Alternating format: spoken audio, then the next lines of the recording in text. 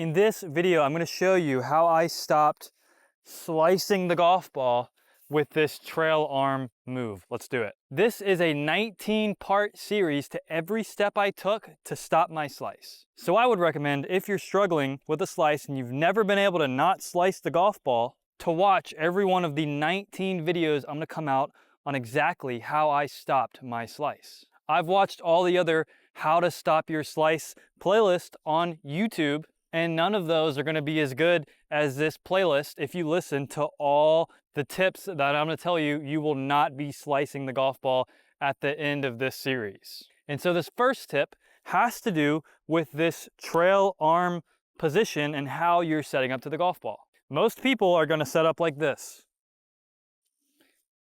You are setting up for a slice with how you are setting up to the golf ball. If you don't set up with your trail arm in the correct position when you're setting up to the ball, you are setting up for a slice, and I'm going to show you very easily and simply why that is. So let's look at the first step that I took to stop my slice. The first thing that I did was tuck in my trail arm. So I'm first going to show you the incorrect way to do it. And now I'm going to show you how I stop my slice. Could you see the difference? It all has to do with the rotation of this upper part of your trail arm when you're setting up to the golf ball. If you set up any other place than this upper part of your arm all the way tucked in, you are going to be setting up for a slice. Because if you just grab the club with your trail arm and swing it back and around you, you'll notice that all the way from here to on the backswing, what's your upper arm doing? It's tucked in. The upper part of this arm is rotated to the right the whole swing around you. The only time it stops being tucked in is after you hit the ball right about here. You release this upper part of the arm.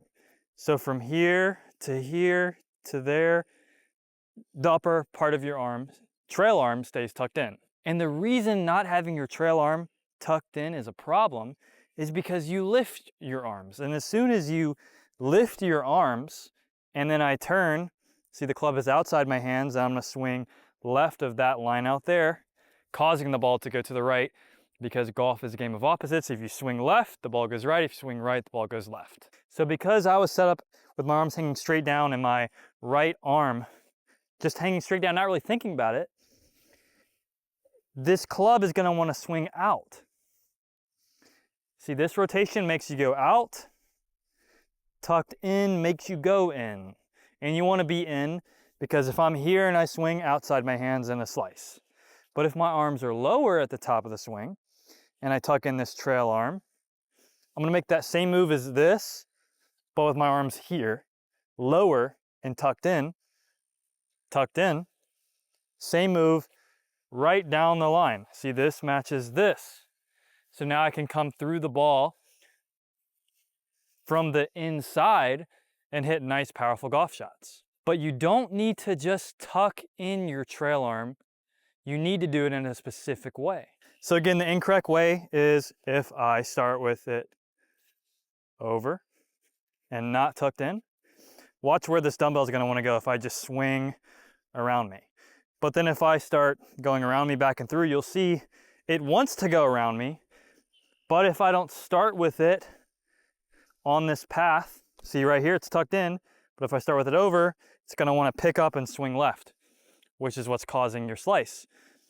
So that a dumbbell can show you really quickly where you should set up to swing this dumbbell around you in balance, and that will prevent your slice. But like I said, there's a correct way to tuck in your trail arm and an incorrect way to do it. The wrong way is to tuck it in but have this arm straight, and the right way is to tuck it in having a little bit of bend in your trail arm. And the reason is because of a thing called swing plane in your arm's natural path. If I tuck in my trail arm and have it hanging straight down, it's going to want to push me off the ball. I'm going to want to turn off the ball. And then if I don't turn off the ball and I choose to stay on the ball and this arm's starting straight, this dumbbell wants to raise and then swing left and cut across the ball. So even though I set up with my arm tucked in and straight, I still sliced it. And that is a fundamental of stack and tilt that could be causing your slice and you're not even realizing it. And the reason that that is causing your slice, even though you're tucking this arm in, is because right here, if you just swing a weight around you or a club or anything, you'll notice this right here is your trail arm's natural swing path. So your arm wants to swing along this path. So if you start below it, you're below it and your body's like, I'm not in my position of strength. I want to get back on my swing plane, which is right up here. But if we're down here, you're either gonna way turn off the ball, or it's gonna wanna start raising to get on the swing plane, but then you're gonna raise your hands too high and still cut across it. So the correct way to keep your arms low, keeping this trail arm tucked in and prevent the slice, is tucking in this arm on your swing plane. So your arms will be raised up a little bit more. And this will promote the natural motion of your arm staying tucked in low and around you to prevent that slice. So if I look at it with a club, this can still cause a slice, even though I'm starting with it tucked in straight down. But if I raise up my arm on its natural swing plane, it now magically wants to stay lower and tucked in because it's on its swing plane right here. So your arms are raised up a little bit here, not down here, and that will get your arms lower at the top of the swing, which will, if you watch the video, arms lower at the top of the swing means you're swinging straight down the line to out to the right.